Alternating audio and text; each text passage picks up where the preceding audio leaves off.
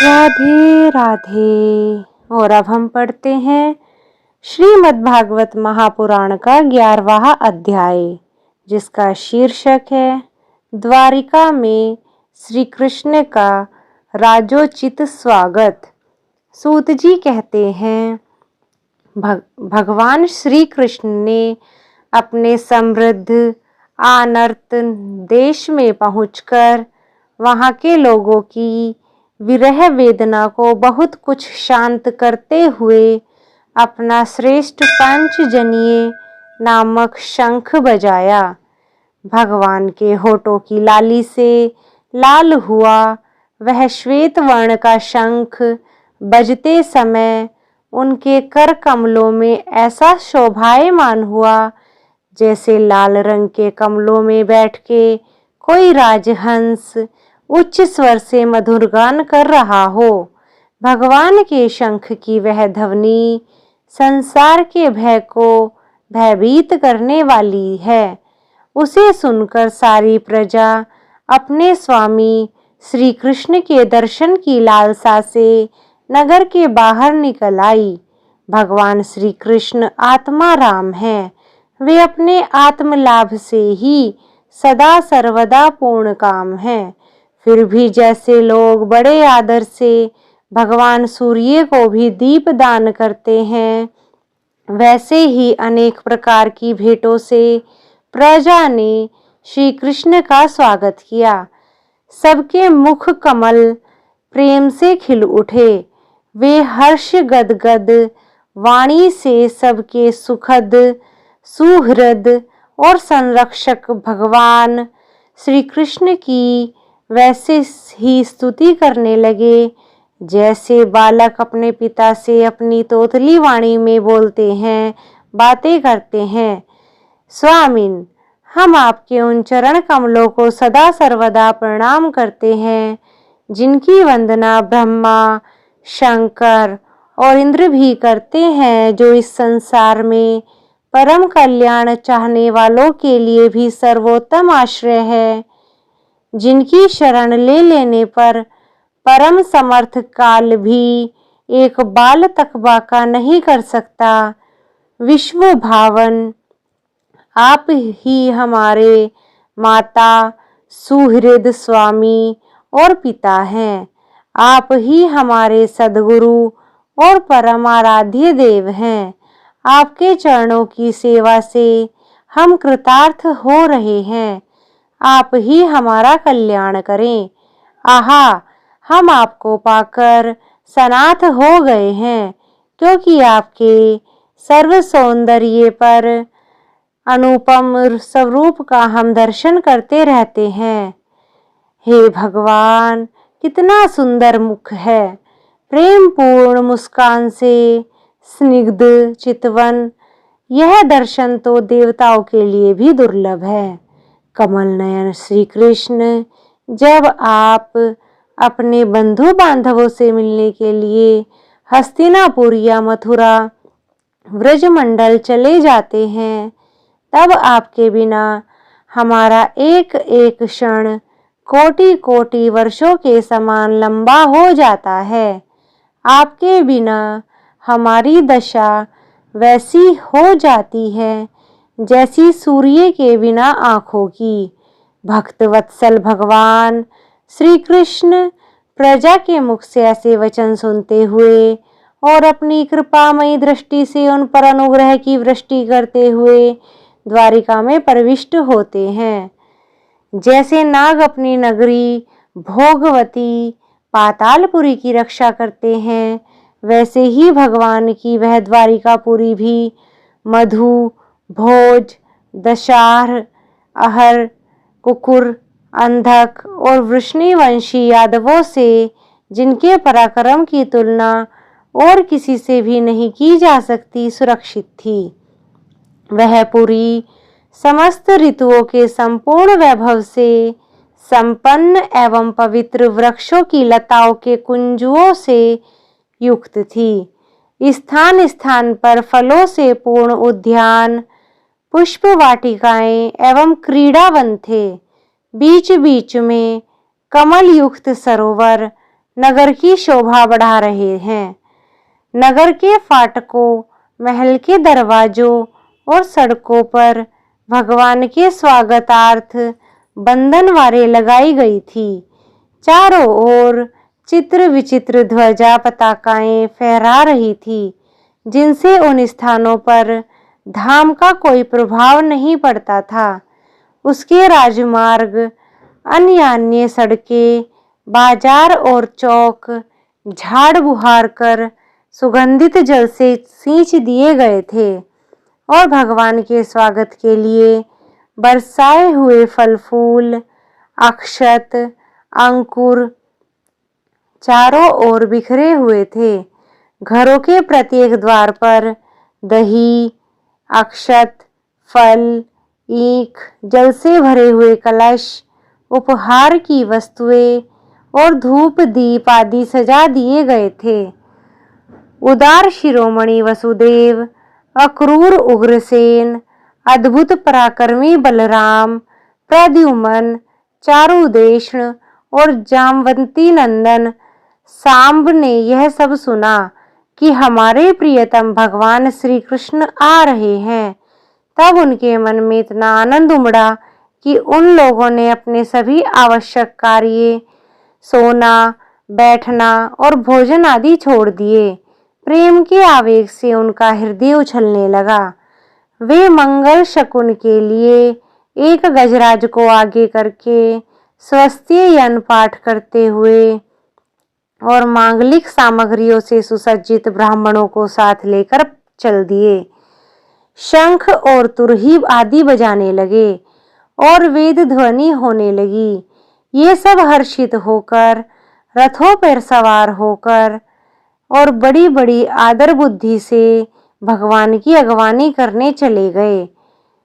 साथ ही भगवान श्री कृष्ण के दर्शन के लिए उत्सुक सैकड़ों श्रेष्ठ वीरांगनाएं, जिनके मुख कपोलों पर चमचमाते हुए कुंडलों की कांति पड़ने से बड़ी सुंदर दिखाई दे रहे थे, पालकियों पे चढ़ के भगवान की अगवानी करने के लिए चल पड़ी।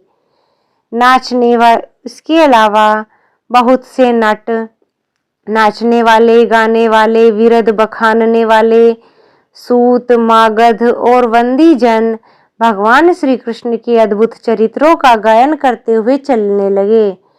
भगवान श्री कृष्ण ने बंधु बांधवों, नागरिकों और सेवकों से उनकी योग्यता के अनुसार अलग अलग मिलकर सबका सम्मान किया। किसी को झुककर प्रणाम किया, किसी को सिर झुकाकर प्रणाम किया, किसी को वाणी से अभिवादन किया, किसी को हृदय से लगाया, किसी से हाथ मिलाया, किसी की ओर देखकर मुस्कुरा दिए और किसी को केवल प्रेम भरी दृष्टि से देख लिया। जिसकी जैसी इच्छा थी उसको वैसा ही वरदान दे दिया। इस प्रकार चांडाल पर्यंत सबको संतुष्ट करके गुरुजन, सपत्नीक ब्राह्मण और वृद्धों का तथा दूसरे लोगों का भी आशीर्वाद ग्रहण करते हुए एवं वंदी जनों से विरुदावली सुनते हुए सबके साथ भगवान श्री कृष्ण ने नगर में प्रवेश किया। शौनक जी, जिस समय भगवान राजमार्ग से जा रहे थे, उस समय द्वारिका की कुल कामिनियां भगवान के दर्शन को ही परमानंद मानकर अपनी अपनी अटारियों पर चढ़ गई। भगवान का वक्ष स्थल मूर्तिमान सौंदर्य लक्ष्मी का निवास स्थान है। उनका मुखारविंद नेत्रों के द्वारा पान करने के लिए सौंदर्य सुधा से भरा हुआ पात्र है। उनकी भुजाएं लोकपालों को भी शक्ति देने वाली हैं। उनके चरण कमल भक्त परमहंसों के आश्रय हैं। उनके अंग अंग शोभा के धाम हैं। भगवान की इस छवि को द्वारिकावासी नित्य निरंतर निहारते रहते हैं, फिर भी उनकी आंखें एक क्षण के लिए भी तृप्त नहीं होती हैं। द्वारिका के राजपथ पर भगवान श्री कृष्ण ऊपर श्वेत वर्ण का छत्र तना हुआ था। श्वेत चंवर ढुलाए जा रहे थे। चारों ओर से पुष्पों की वर्षा हो रही थी। वे पीतांबर और वनमाला धारण किए हुए थे। इस समय वे ऐसे शोभायमान हुए मानो श्याम मेघ एक ही साथ सूर्य, चंद्रमा, इंद्रधनुष और बिजली से शोभायमान हो। भगवान सबसे पहले अपने माता पिता के महल में गए। वहां उन्होंने बड़े आनंद से देवकी आदि सातों माताओं को चरणों पर सिर रखकर प्रणाम किया और माताओं ने उन्हें अपने हृदय से लगाकर गोद में बैठा लिया। स्नेह के कारण उनके स्तनों से दूध की धारा बहने लगी। उनका हृदय हर्ष से विह्वल हो गया और वे आनंद के आंसुओं से उनका अभिषेक करने लगी। माताओं से आज्ञा लेकर वे अपने समस्त भोग सामग्रियों से संपन्न श्रेष्ठ भवन में गए। उसमें 16,000 पत्नियों के अलग अलग महल थे। अपने प्राणनाथ भगवान श्री कृष्ण को बहुत दिन बाहर रहने के बाद घर आया देखकर रानियों के हृदय में बड़ा आनंद हुआ। उन्हें अपने निकट देखकर वे एकाएक ध्यान छोड़कर उठ खड़ी हुई। उन्होंने केवल आसन को ही नहीं बल्कि उन नियमों को भी त्याग दिया जिन्हें उन्होंने पति के प्रवासी होने पर ग्रहण किया था। उस समय उनके मुख और नेत्रों में लज्जा छा गई। भगवान के प्रति उनका भाव बड़ा ही गंभीर था। उन्होंने पहले मन ही मन, फिर नेत्रों के द्वारा और तत्पश्चात पुत्रों के बहाने शरीर से उनका आलिंगन किया। शौनक जी, उस समय उनके नेत्रों में जो प्रेम के आंसू छलक आए थे, उन्हें संकोचवश उन्होंने बहुत रोका। फिर भी विवशता के कारण वे ढलक ही गए। यद्यपि भगवान श्री कृष्ण एकांत में सर्वदा ही उनके पास रहते थे, तथापि उनके चरण कमल उन्हें पद पद पर नए नए जान पड़ते। भला स्वभाव से ही चंचल लक्ष्मी, जिन्हें एक क्षण के लिए भी कभी नहीं छोड़ती, उनकी सन्निधि से किस स्त्री को तृप्ति हो सकती है। जैसे वायु बांसों के संघर्ष से दावानल पैदा करके उन्हें जला देता है, वैसे ही पृथ्वी के भारभूत और शक्तिशाली राजाओं में परस्पर फूट डालकर बिना शस्त्र ग्रहण किए ही भगवान श्री कृष्ण ने उन्हें कई अक्षौहिणी सेना सहित एक दूसरे से मरवा डाला। और उसके बाद भी आप भी उपराम हो गए। साक्षात परमेश्वर ही हैं, जो अपनी लीला से इस मनुष्य लोक में अवतीर्ण हुए थे और सहस्रों रमणी रत्नों में रहकर उन्होंने साधारण मनुष्यों की तरह क्रीड़ा की, जिनकी निर्मल और मधुर हंसी उनके हृदय की उन्मुक्त भावों को सूचित करने वाली थी, जिनकी लचीली चितवन की चोट से बेसुध होकर विश्व विजयी कामदेव ने भी अपने धनुष का परित्याग कर दिया था। वे कमनीय कामिनियां अपने काम विलासों से जिनके मन में तनिक भी शोभ नहीं पैदा कर सकी, उनका असंग भगवान श्री कृष्ण के संसार के लोग अपने ही समान कर्म करते देखकर आसक्त मनुष्य समझते हैं। यह उनकी मूर्खता है। यही तो भगवान की भगवत्ता है कि वे प्रकृति में स्थित होकर भी शरणागत बुद्धि उनके गुणों से लिप्त नहीं होते। वे प्रकृति में स्थित होकर उसके गुणों में लिप्त नहीं होते, जैसे भगवान की शरणागत बुद्धि अपने में रहने वाले प्राकृत गुणों से लिप्त नहीं होती। वे मूढ़ स्त्रियां भी श्री कृष्ण को अपना एकांत सेवी स्त्री परायण भक्त ही समझ बैठी थी, क्योंकि वे अपने स्वामी के ऐश्वर्य को नहीं जानती थी। ठीक वैसे ही जैसे अहंकार की वृत्तियां ईश्वर को अपने धर्म से युक्त मानती हैं। राधे राधे।